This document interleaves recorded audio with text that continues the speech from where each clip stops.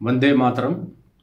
కన్యా రాశి వారికి ఫిబ్రవరి మాసం 2025 సంవత్సరంలో మాస ఫలితం ఎలా ఉంటుందో తెలియజేస్తున్నాను, జాగ్రత్తగా వినండి. కన్యా రాశికి వచ్చేటప్పటికి కన్యా రాశిలో కేతు ఉండడం అనేటువంటిది జరిగింది. మే 18వ తేదీన మాత్రమే ఈ యొక్క కేతువు సింహరాశిలోకి వెళ్తాడు. రాహు ఏమో కుంభరాశిలోకి వస్తాడు అదే తేదీన, అదే టైంలో. ఇకపోతే శుక్రుడు మాత్రం మీకు కరెక్ట్గా 7వ స్థానంలో ఈ యొక్క శుక్రుడు రాహువు ఇద్దరు కూడా ఉన్నారు. అంటే శుక్ర రాహులు ఇద్దరు కూడా కన్యా రాశిని చూడటం అనేటువంటిది జరుగుతుంది. షష్టమంలో మరి ఈ యొక్క శనైశ్చరుడు ఉండటం అనేది జరుగుతుంది. ఈయన 29వ తేదీ మార్చి 2025న మీనరాశిలోకి వెళ్ళిపోతాడు. ఇకపోతే మకర రాశిలోకి వచ్చేటప్పటికి రాహు కానీ ఆ తర్వాత ఈ యొక్క బుధుడు కానీ ఇద్దరు కూడా ఉన్నారు. బుధుడు ఎప్పుడైతే కుంభరాశిలో ఉన్నాడో, కుంభరాశిలో ఉన్నటువంటి బుధుడు ఈ కన్యా రాశికి 6వ స్థానం అవుతుంది.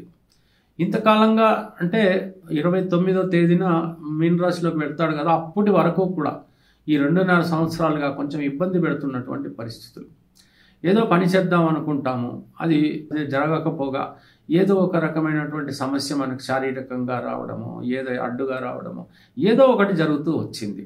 అదంతా కూడా ఏప్రిల్ 1 నుంచి క్లియర్ అయిపోతుంది. ఇక్కడికి వచ్చేటప్పుడు పంచమంలో రవి బుధులు ఇద్దరు కూడా ఉన్నారు. ఈ విషయానికి వస్తే కనుక రవి ఇక్కడ పంచమంలో ఉండడం, బుధుడు ఉండడం మంచిదే, కానీ మిత్రక్షేత్రంలో ఉన్నాడు కాబట్టి రవి ఉండడం కొంచెం ఇబ్బందికరంగా ఉంది. పిల్లలు కొంచెం మిమ్మల్ని తప్పు చేసి కూడా మీ మీద వాళ్ళే కోపగించుకునేటువంటి పరిస్థితి.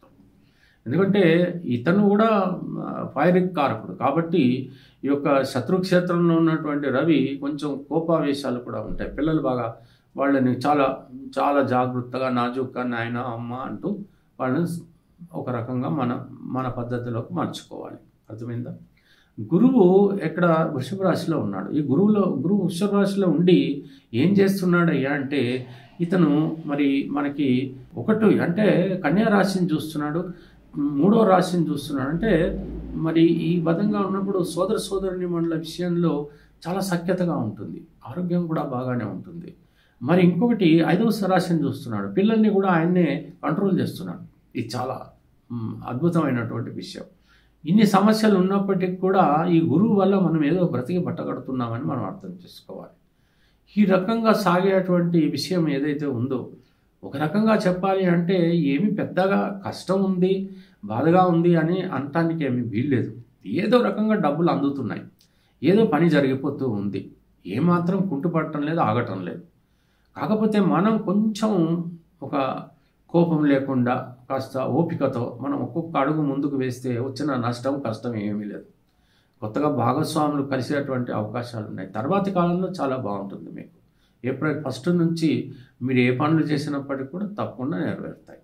కన్యా రాశి వాళ్ళు కొంచెం ఏమిటంటే హనుమాన్ చాలీసా చదివినటువంటి పక్షంలో శ్రీ మహావిష్ణుని అంటే విష్ణు సహస్రనామాలు చదవలేకపోతే, అంత టైం మీకు లేకపోతే అష్టోత్తరం చదవండి, సరిపోతుంది. అప్పుడు ఏమవుతుందంటే మీకు ఎటువంటి సమస్య ఉండదు. దంపతుల మధ్యన సఖ్యత బాగానే ఉంటుంది.